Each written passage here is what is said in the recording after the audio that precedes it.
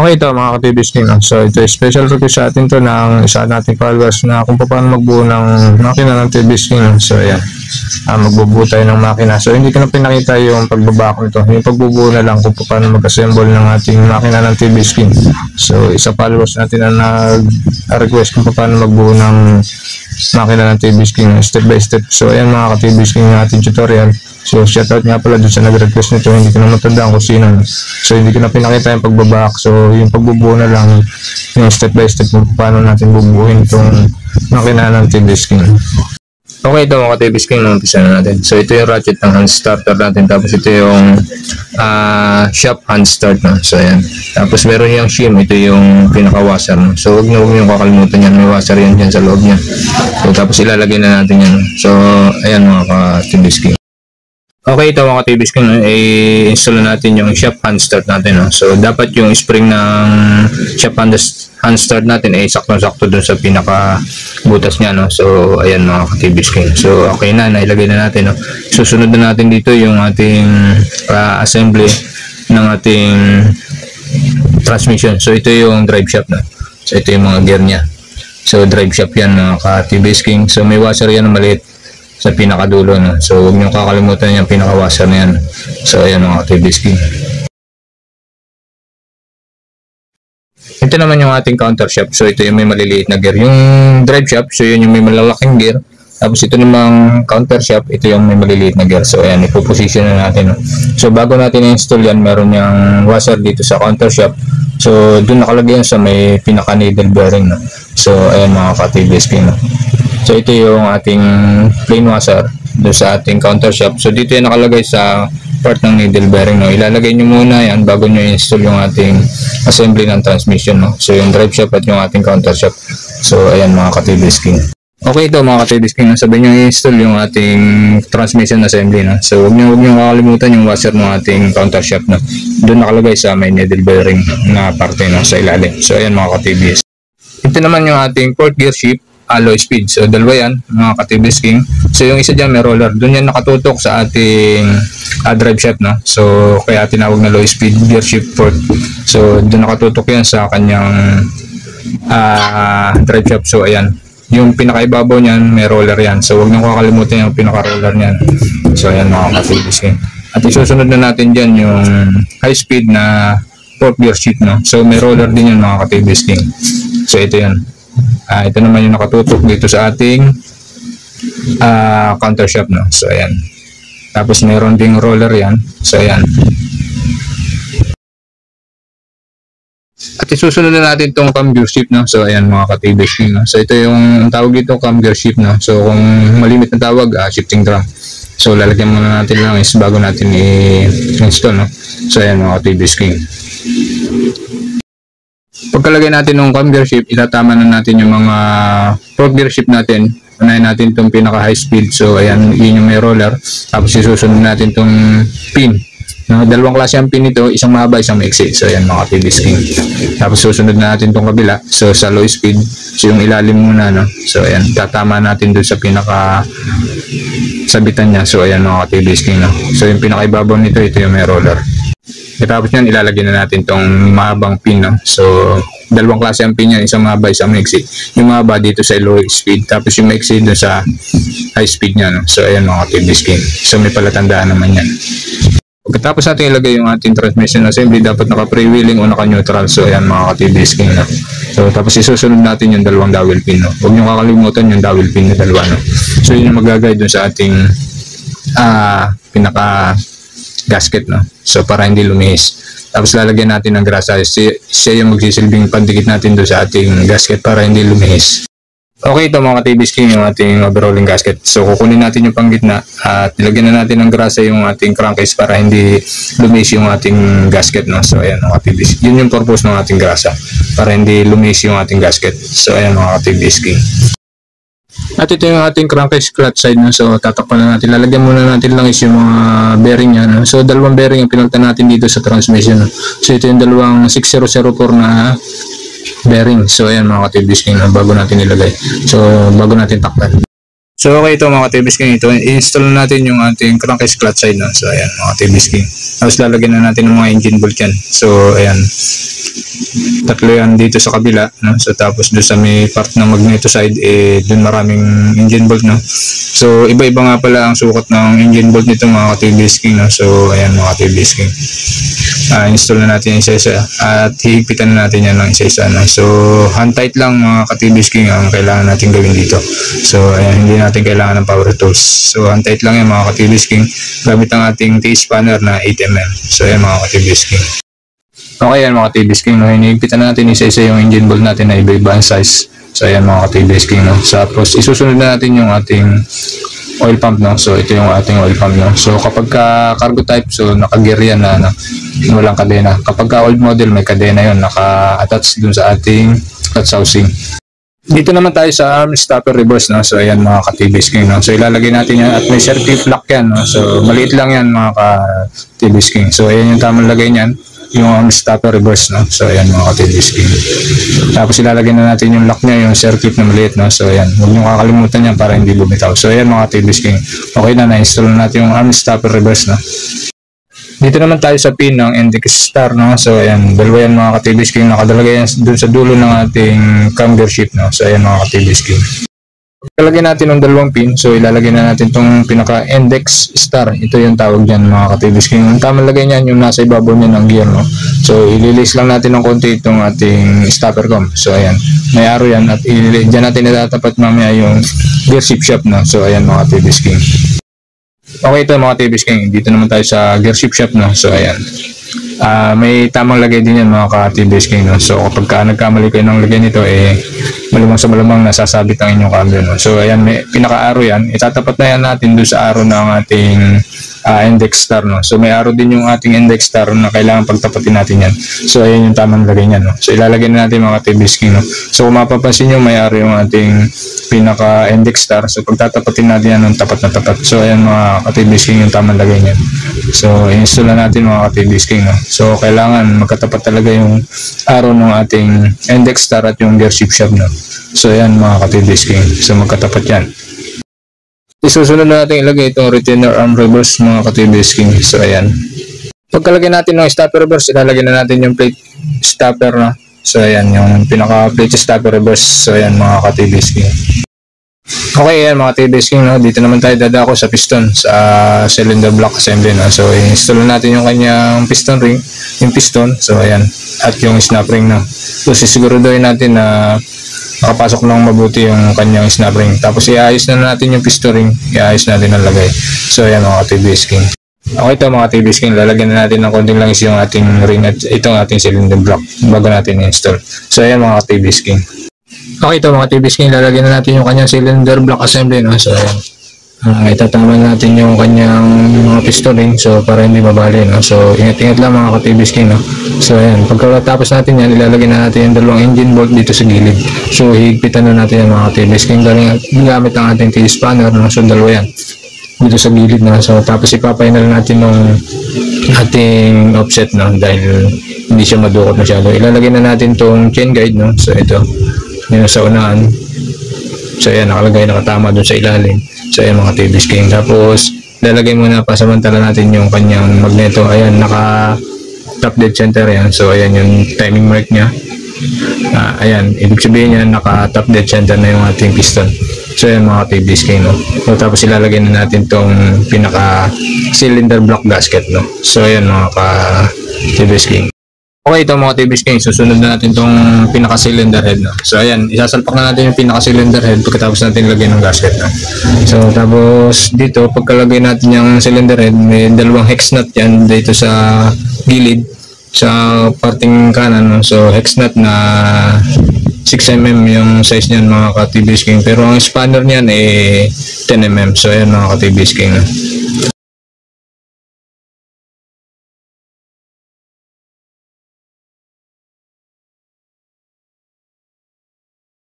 Okay, ito mga TVS King, no? So dahil doon sa overhauling gasket, meron yung mga kasamang copper washer, no? So apat yan, papalitan na natin yung copper washer niya, no?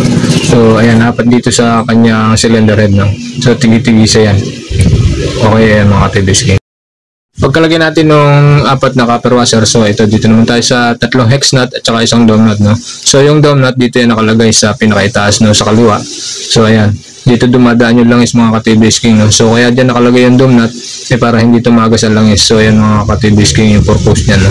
Tapos yung tatlong hex nut dito na sa tatlong natitirang bolt stud, no. So ayan mga ka-TBS King.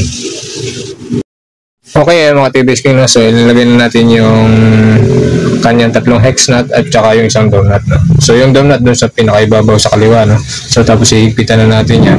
At gagamit tayo ng torque wrench na ang newton meter lang na dapat na higpit nito ay 30 newton meter, no? So yan, pagkatapos natin higpitan ng konti, gagamitan natin ng torque wrench, no?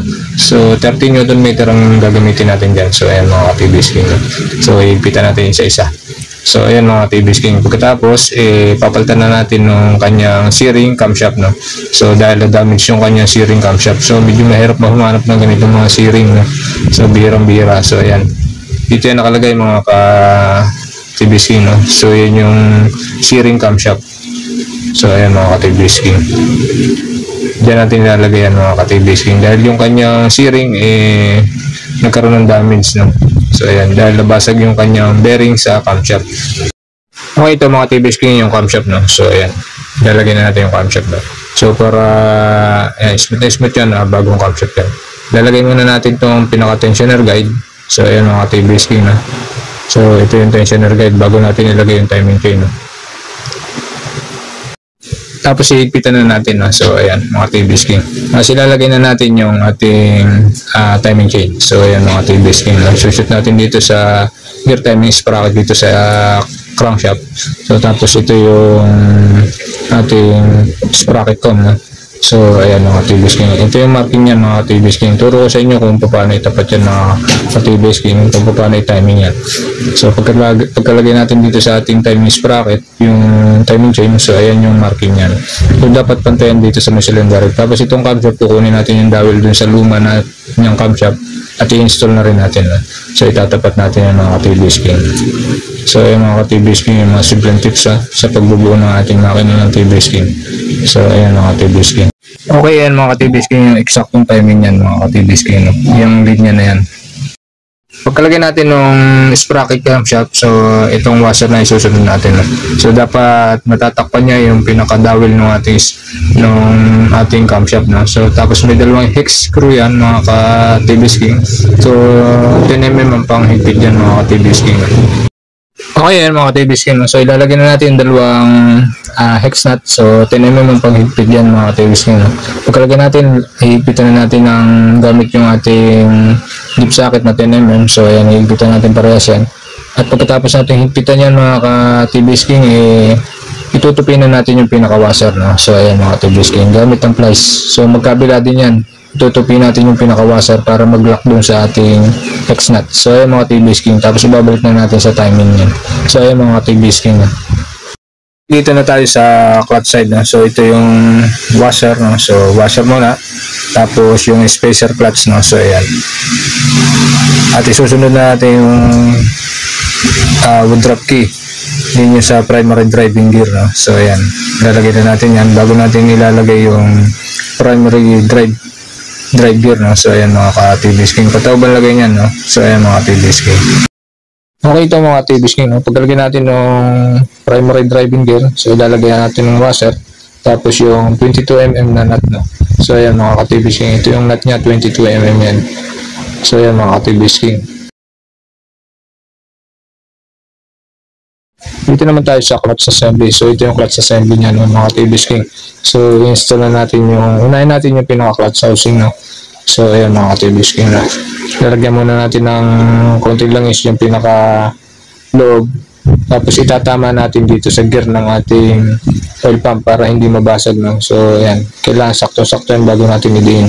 So ayan mga TBS King. At pagkatapos niyan, ilalagay na natin itong pinaka-washer na makapal, no? So napakakapal niyan. So dyan natin yan ilalagay sa pagitan ng clutch housing at saka yung clutch assembly natin. So isusunod na natin itong clutch assembly natin. At papaikuti lang natin ng konti yung ating counter shaft, so para pumasok yung ating clutch assembly. So ayan mga ka-TBS King. Pagkalagay natin ng clutch assembly, washer muna uli. Tapos itong special nut, no? So ang pahigpit nga pala nito ay kabaliktaran, no? So pakaliwa. So ayan, 21 mm yung panghigpit niyan. So ayan mga ka-TBS King. Pakaliwa ang pahigpit nito, kabaliktaran sa mga karaniwang tornilyo. So ayan mga ka-TBS King. Tapos dito na tayo sa clutch rod, no? So ayan, papasok natin, meron siyang washer bago natin ilagay yung clutch rod, no? So ayan mga TBS King. Tapos natin ilagay yan, ay meron niyang spring. Ito yung spring clutch rod. So lalagyan natin ng spring clutch rod. So ayan, pinalitan natin ng bago para maganda yung tension ng kanyang spring clutch rod. So ayan, papasok natin, lalagay natin dito bago natin tuluyang ipasok yung ating clutch rod. So tapos meron yan dowel. So yun yung pinaka-lock mga ka-TBS King. So pagkalagay natin yan, ito yung pinaka-dowel niya, yung lock, no? So yun yung ilalagay natin para magsilbing lock yan dito sa ating spring sa clutch rod, no? So ayan mga ka-TBS King, no? So napakaliit lang nito, medyo mahirap ilagay, no? So ayan mga ka-TBS King. Okay yan mga ka-TBS King, no? So nilalagay na natin yung dowel ng spring clutch rod. Tapos patapos niyan, nilalagay na natin yung pin ng clutch release, no? So ayan mga ka-TBS King. So ilalagay na natin yan. So hindi ko na naipakita yung paglalagay ng clutch bearing at yung gasket, no? So ilalagay na natin yung cover at lalagyan na natin ng mga engine bolt dyan. So ayan mga TBS King.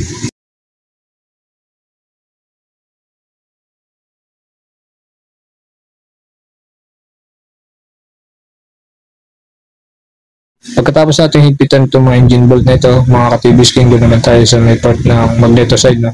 So doon naman sa may differential side. So ayan mga ka-TBS King.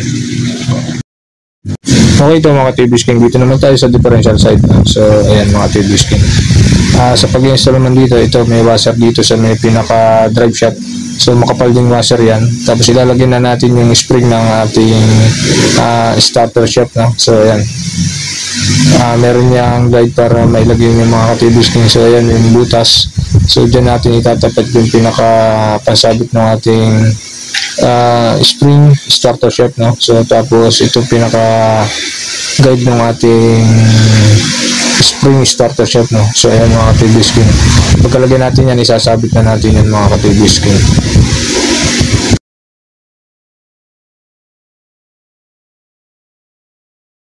Okay, ito naman, dito naman tayo sa idle gear niya mga ka-TBS King, no? So kung mapapansin nyo, baliktaran yan. Ang paglalagay niyan, may tamang lagay din yan. So ayan mga TBS King. So tingnan nyo na lang kung paano yung tamang lagay. Okay, mga TBS King, sinun ko yung kanyang tamang lagay ng idle gear, no? So susunod na natin itong pinaka-differential assembly. So ayan mga TBS King.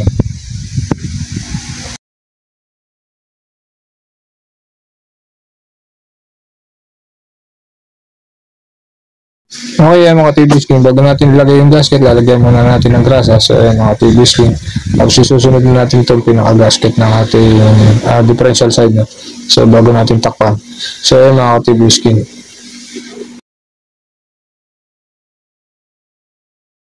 Okay, ito naman yung damper ng ating starter shaft mga ka-TBS King, no? Huwag niyong kakalimutan yan, no? So dyan pumapalo yung ating starter shaft.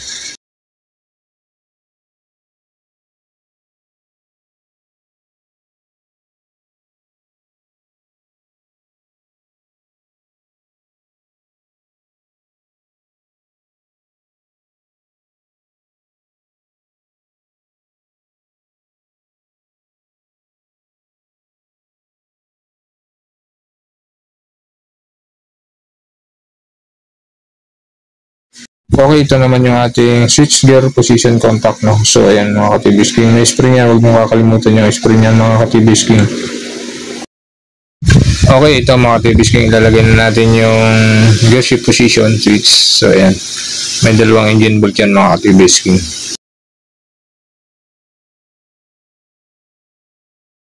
Okay, dito naman tayo sa pinaka-stator coil, no? So ilalagay muna natin yung guide stopper bago natin ilagay yung kanyang stator coil.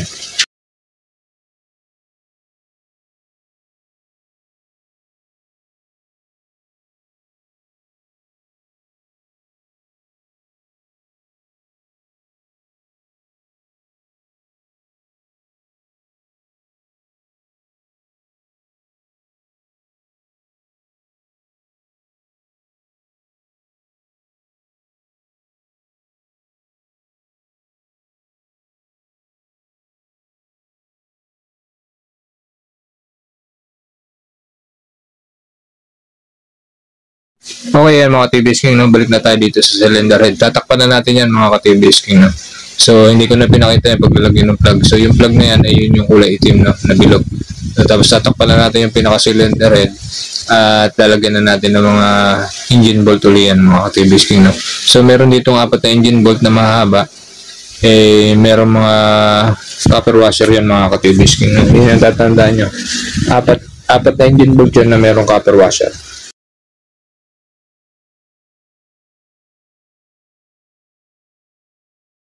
Pagkatapos natin doon sa cover ng cylinder head, dito naman tayo sa tensioner, no? So ayan, re-reset lang natin yan. Pipindutin natin tapos i-atras natin yung pinaka-tensioner, no? Tapos ilalagay na natin yung mga ka-TBS King. Meron din yan dalawang engine bolt, no? So 10mm yung kanyang panghigpit. So ayan mga ka-TBS King.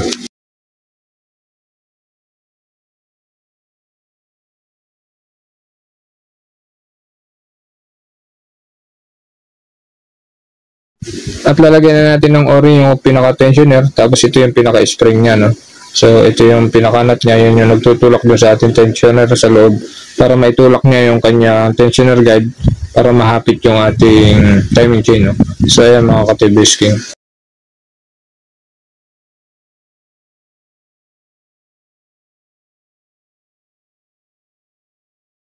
Okay mga TBS King, ilalagay na natin yung ating cooling fan. So tapos lalagyan na natin ang spark plug ng mga TBS King.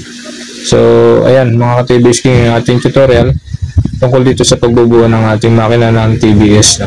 So maraming salamat pa nga pala sa mga patuloy na sumusuporta.